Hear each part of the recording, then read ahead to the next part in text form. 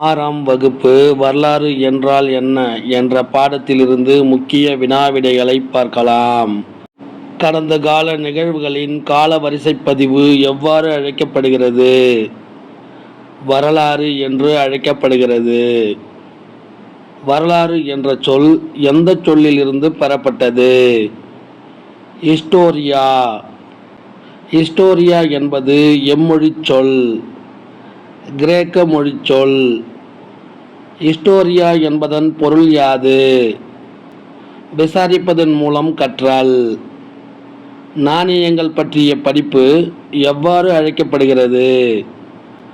நாணயவியல் என்று அழைக்கப்படுகிறது. எழுத்து பொறிப்புகள் பற்றிய படிப்பு எவ்வாறு அழைக்கப்படுகிறது? கல்வெட்டியல். பழங்கால மனிதர்கள் எப்படி வேட்டையாடினார்கள் என்பதை எதன் மூலம் அறிந்து கொள்ளலாம்? பாறை ஓவியங்கள் மூலம் அறிந்து கொள்ளலாம். பழைய கற்கால கருவிகள் கண்டுபிடிக்கப்பட்ட இடங்கள் யாவை? அதிரம்பாக்கம், அன்சாகி பள்ளத்தாக்கு, பிம்பெட்கா. புதிய கற்கால கருவிகள் கண்டுபிடிக்கப்பட்ட இடங்கள் யாவை? பிரம்மகிரி, பையம்பள்ளி, ஸ்ராண்ட், மகாரா, கோல்டிவா, மெகர்கர், டாவோ ஜாலி, ஏடிங். வெண்கலக்கால கருவிகள் கண்டுபிடிக்கப்பட்ட இடம் எது? லோத்தல். இரும்பு கால கருவிகள் கண்டுபிடிக்கப்பட்ட இடங்கள் யாவை? ஆதிச்சநல்லூர், அல்லூர். பண்டைய மனிதர்கள் குகைகளில் வாழ்ந்தபோது பாறைகளில் வரைந்த ஓவியங்கள் எவ்வாறு அழைக்கப்படுகிறது? பாறை ஓவியங்கள் என்று அழைக்கப்படுகிறது. கற்கருவிகளை பயன்படுத்தியதற்கும் எழுத்து முறைகளை கண்டுபிடிப்பதற்கும் இடைப்பட்ட காலம் எவ்வாறு அழைக்கப்படுகிறது? வரலாற்றுக்கு முந்தைய காலம் என்று அழைக்கப்படுகிறது. வரலாற்றுக்கு முந்தைய காலத்திற்கும் இடைப்பட்ட காலம் எவ்வாறு அழைக்கப்படுகிறது? வரலாற்று தொடக்க காலம் என்று அழைக்கப்படுகிறது. மனிதன் முதலில் பழகிய விலங்கு எது? நாய். வரலாற்றின் ஆதாரங்கள் யாவை? தொல்பொருள் சான்றுகள், இலக்கியச் சான்றுகள். தொல்பொருள் சான்றுகள் யாவை? தொல் கைத்திறன் பொருட்கள், நாணயங்கள், கல்வெட்டுக்கள், நினைவுச் சின்னங்கள். தொல் கைத்திறன் பொருட்கள் யாவை? பானைகள், பொம்மைகள், கருவிகள், அணிகலன்கள். கல்வெட்டுக்கள் ஆதாரங்கள் யாவை? பாறை கல்வெட்டுக்கள், கோவில் சுவர் கல்வெட்டுக்கள், உலோகத்தூண், செப்பேடுகள். நினைவுச் சின்னங்கள் ஆதாரங்கள் யாவை?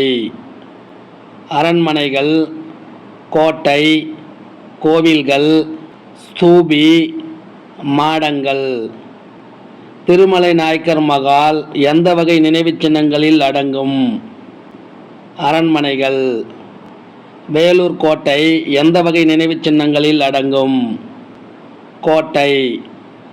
தஞ்சை பெரிய கோவில் எந்த வகை நினைவுச் சின்னங்களில் அடங்கும்? கோவில்கள். காஞ்சி தூபி எவ்வகை நினைவுச் சின்னங்களில் அடங்கும்? ஸ்தூபி. டபாங் எவ்வகை நினைவுச் சின்னங்களில் அடங்கும்? மடங்கள். இலக்கிய ஆதாரங்கள் யாவை? மதச்சார்பற்ற இலக்கியம், மதச்சார்புள்ள இலக்கியம்.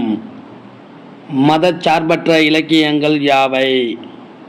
காப்பியங்கள் மற்றும் பாடல்கள், வெளிநாட்டு பயணி குறிப்புகள், இந்திய ஆசிரியர்களின் நூல்கள், நாட்டுப்புற கதைப்பாடல்கள்.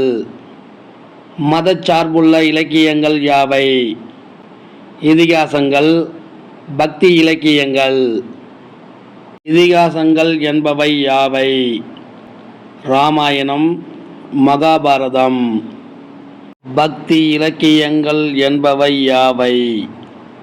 தேவாரம், நாலாயிர திவ்ய பிரபந்தம், திருவாசகம்.